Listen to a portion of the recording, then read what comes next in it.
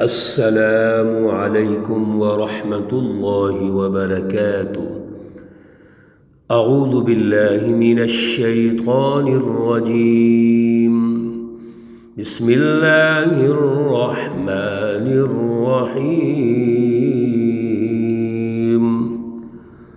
وَقُل لِّلْمُؤْمِنَاتِ يَغْضُضْنَ مِنْ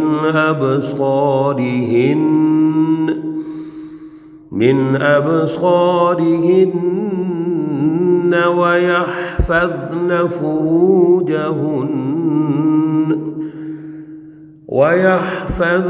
فُرُوجَهُنَّ وَلَا يُبْدِينَ زِينَتَهُنَّ إِلَّا مَا ظَهَرَ مِنْهَا۔ صدق اللہ العلی العظیم۔ اللہم صلی علی سیدنا ومولانا محمد النبی الأمی وعلى آلہ واصحابہ وبارک وسلم وصلی علیہ۔ معزز سامعین و سامعات، سورۃ النور ہے، پارہ نمبر 18 ہے، آیت مقدسہ نمبر 31 ہے۔ اللہ رب العزت ان آیات کا فہم اور شعور عطا فرمائے اور عمل کی توفیق اور صلاحیت عطا فرمائے۔ ان آیات کا جو عنوان ہے وہ پردہ اور اس کے احکامات۔ سوسائٹی میں مومنین اور مومنات کو اللہ رب العزت نے جو حکم ارشاد فرمایا ہے وہ یہ ہے، جس کا عنوان یہ بنتا ہے کہ جس وقت آپ آپس میں ایک دوسرے سے ملیں، یعنی مرد مردوں کو ملیں، عورتیں عورتوں کو ملیں، یا مرد عورتوں کو ملیں، عورتیں مردوں کو ملیں، اختلاط ہو سوسائٹی میں۔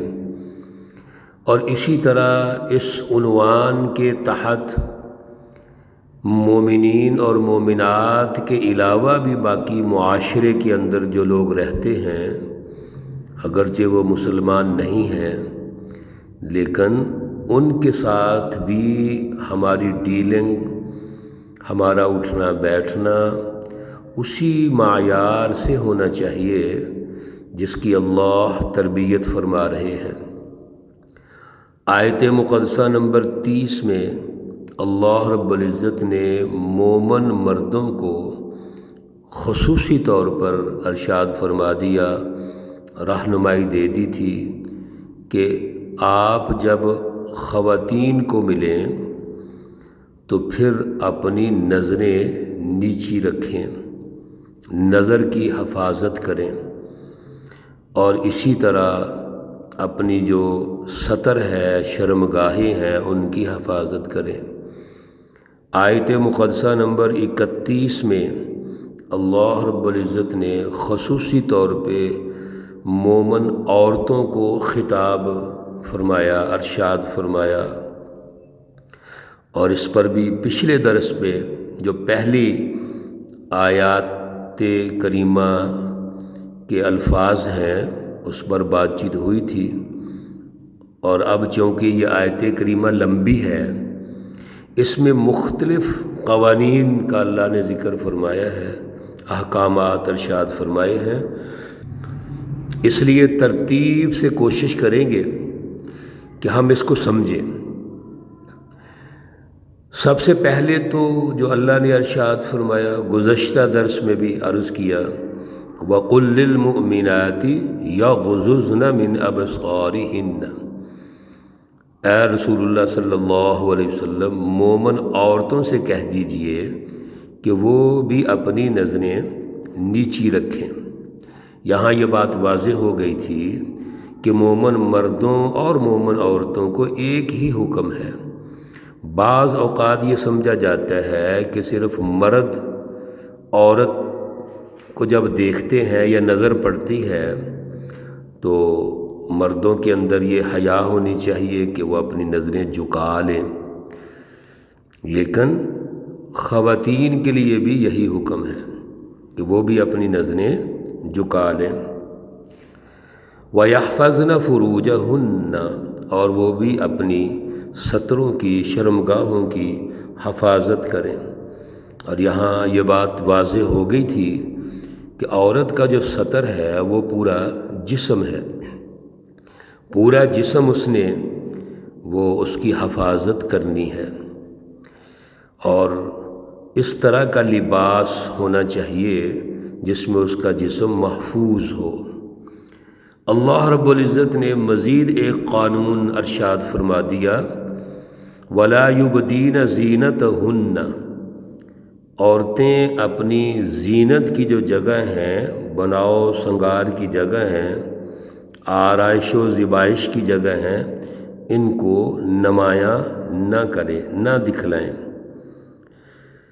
یہاں پر یہ بات واضح رہنی چاہیے کہ جاہلیت کے زمانے میں، زمانہ جاہلیت میں عورتیں جو ہیں وہ اس طرح کا لباس پہنتی تھیں کہ جتنی زیب و زینت کی جگہیں ہیں، مثلاً گلا ہے، چہرہ ہے، اور ایون پاؤں ہیں، اس میں بھی وہ چیزیں پہنتی تھیں، تو وہ چیزیں نظر آتی تھیں، اور یہ چیزیں زمانہ جاہلیت کی ہیں۔ سورۃ الاحزاب میں اللہ رب العزت نے 22ویں پارے میں آیت مقدسہ نمبر 33 میں اس طرح ہمیں رہنمائی دی، وَلَا تَبَرَّجْنَ تَبَرُّجَ الْجَاهِلِيَّةِ الْأُولَى، اپنے آپ کو اس طرح نہ دکھلاتی پھرو جس طرح پہلے جو جاہلیت کے دور میں عورتیں دکھلاتی تھیں۔ تو روح اصل میں یہ ہے کہ وہ جگہیں جہاں جو زیب و زینت کی جگہیں ہیں خواتین کی، ان کو ہم نے نمایاں نہیں کرنا۔ إِلَّا مَا ظَهَرَ مِنْهَا، یہاں اللہ کے ساتھ کچھ چیزوں کو خاص کر دیا ہے، مثلاً وہ ضروریات کے اعتبار سے ہے، دینی و دنیاوی ضروریات کے اعتبار سے ہے۔ کسی جگہ گواہی دینی ہے تو چہرہ ظاہر ہے وہ نہیں چھپا سکتے، اسی طریقے سے کام کاج کرنے ہیں تو اس میں کچھ اعضاء ہم نہیں چھپا سکتے۔ تو یہ اعضاء جو کام کاج کرتے ہوئے مشقت میں پڑتے ہیں، یعنی دقت پیش آئے، ان کی اجازت ہے، لیکن دائرہ یہ ہونا چاہیے کہ ہمارا پورا جسم محفوظ ہونا چاہیے۔ وَلْيَضْرِبْنَ بِخُمُرِهِنَّ، اور چاہیے کہ یہ جو لام ہے اس کو لام امر کہتے ہیں، وَلْيَضْرِبْنَ، اور چاہیے کہ ڈال لیں، بِخُمُرِهِنَّ، اپنی اوڑھنی، عَلَى جُيُوبِهِنَّ، اپنے گریبانوں پر، اپنے گریبانوں پر اپنی اوڑھنی ڈال لیں، یعنی جو دوپٹہ یا چادر سر پہ لی ہے اس کو اپنے سینے پر ڈال لیں۔ اس وقت یہ رواج تھا جاہلیت میں بھی، اب بھی ہے بعض جگہوں پہ، یا بعض جگہ خواتین کرتی ہیں کہ سر پہ دوپٹہ لے لیا اور اس کو پیچھے ڈال لیا یا کندھوں پہ ڈال لیا ہے۔ حکم یہ ہے کہ آپ اس کو اپنے سینے پہ ڈالیں تاکہ آپ کا جو سینہ ہے وہ محفوظ ہو جائے۔ بلکہ وہ اگر گھروں میں بھی کام کاج کر رہی ہیں خواتین، ظاہر ہے گھروں میں بھی مخلوط سسٹم ہے، کمبائن جو فیملی سسٹم ہوتے ہیں اس میں غیر محرم بھی ہوتے ہیں، اور محرم بھی ہوں، اگرچہ باپ ہو یا بیٹا ہو، جوان بھائی ہو، تو ان سے بھی یہ چیزیں محفوظ کرنی ہیں۔ اور طریقہ کار اس کا یہ ہے کہ اس طرح کا دوپٹہ لے لیا جائے کہ وہ سینے پر وہ ڈالا جائے تاکہ سینے میں سے کوئی چیزیں نمایاں نہ ہوں۔ اس لیے اللہ رب العزت نے یہاں ارشاد فرما دیا کہ آپ کو چاہیے کہ اتنے وہ بڑی اوڑھنیاں کہہ لیں، اس کو دوپٹہ کہہ لیں، چادر کہہ لیں، جو آپ کے سینے اور گریبان کو محفوظ کر دیں۔ اللہ رب العزت نے جو تخلیق خاتون کی ہے اس میں جو سینہ ہے چونکہ یہ نمایاں ہو جاتا ہے، اس لیے اس کی حفاظت جو ہے وہ اللہ تعالیٰ نے خصوصی طور پہ حکم ارشاد فرما دیا۔ وَلَا يُبْدِينَ زِينَتَهُنَّ، اور نہ کھولیں، واضح کریں اپنی زینت کی جگہوں کو، إِلَّا لِبُعُولَتِهِنَّ، یہ دوبارہ اللہ تعالیٰ نے جو ارشاد فرمایا، پہلا تو ستر ہے کے اعتبار سے کسی کے سامنے بھی، اور خصوصی طور پر ایک ذہن میں پیدا ہو سکتی تھی بات کہ جو خاص رشتے ہیں، محارم رشتے ہیں، ان کے سامنے کیا چیزیں کھولیں یا نہ کھولیں، تو اللہ رب العزت نے ارشاد فرمایا کہ وہ جگہیں جو زینت کی ہیں، یعنی چہرہ ہے، اسی طرح گلے میں کوئی ہار پہنا ہے یا ہاتھ ہیں، انگوٹھی کی جگہ ہے، گھروں کے اندر چونکہ کام کاج کرنے ہیں اور گھروں کے اندر ممکن نہیں ہے ان چیزوں کو چھپانا، اس لیے اللہ رب العزت نے اللہ کے ساتھ استثناء کر دیا کہ کون سے ایسے رشتے ہیں جن کے سامنے آپ کام کاج کی شکل میں کچھ چیزیں جو ہیں وہ کھول سکتی ہیں، یعنی جو چہرہ ہے اور اس طرح کی جو زینت کی جگہیں ہیں۔ سب سے پہلے إِلَّا لِبُعُولَتِهِنَّ، وہ اپنے خاوند ہیں، او آبائِهِنَّ، یا آپ کے والدین ہیں۔ والدین کی جب بات ہوگی تو والد صاحب ہیں، دادا ہے، اس سے اوپر جتنے ہمارے بزرگ ہیں وہ اس میں شامل ہو جائیں گے۔ اور یہاں یہ بات بھی قابل غور رہے کہ جہاں خاوند کی بات ہو رہی ہے اور آگے محارم کی بات ہو رہی ہے، یہاں بھی فرق ہوگا۔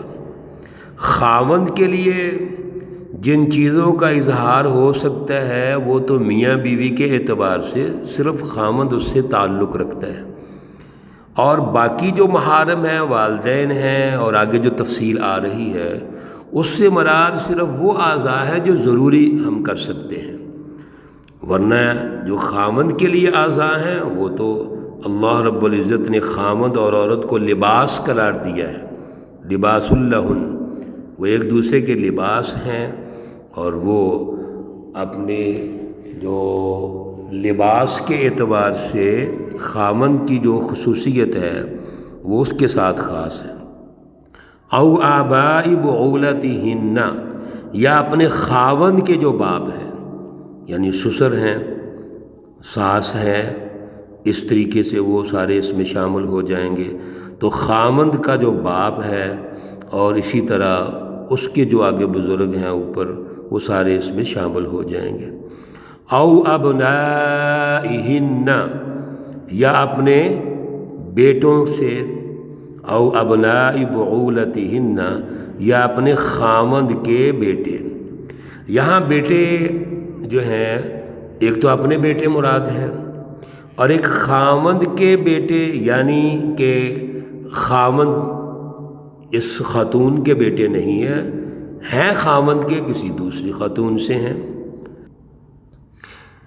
اس طریقے سے جو خاوند کے بیٹے ہیں جس سے شادی ہوئی ہے وہ یہاں سے مراد ہیں، اگرچہ دوسری خواتین سے ہوں گے۔ یہ جتنے بھی قوانین ہیں ون بائی ون اللہ رب العزت ارشاد فرما رہے ہیں، اور انشاءاللہ ہم ان کو مکمل کریں گے، کیونکہ وقت کی کمی ہے، اتنے وقت میں اتنی باتیں ہو سکتی تھیں۔ اللہ رب العزت ہمیں سمجھ اور شعور عطا فرمائے۔ استغفر اللہ ربی من کل ذنب واتوب الیہ، یہ جو کلمہ استغفار ہیں یہ ہر وقت ہمیں پڑھنے چاہیے، نماز کے بعد بھی اور آتے جاتے سفر میں بھی۔ اللہ رب العزت تمام مرحومین و مرحومات کو جنت الفردوس میں اعلیٰ مقام عطا فرمائیں۔ اللہ رب العزت تمام بیماروں کو شفائے کاملہ عاجلہ مستمرہ عطا فرمائیں۔ ربنا تقبل منا انك انت السميع العليم وتب علينا انك انت التواب الرحيم، وصلى الله تعالى على النبي الأمي محمد وعلى آلہ واصحابہ اجمعین برحمتک یا ارحم الراحمین۔ السلام علیکم ورحمۃ اللہ وبرکاتہ۔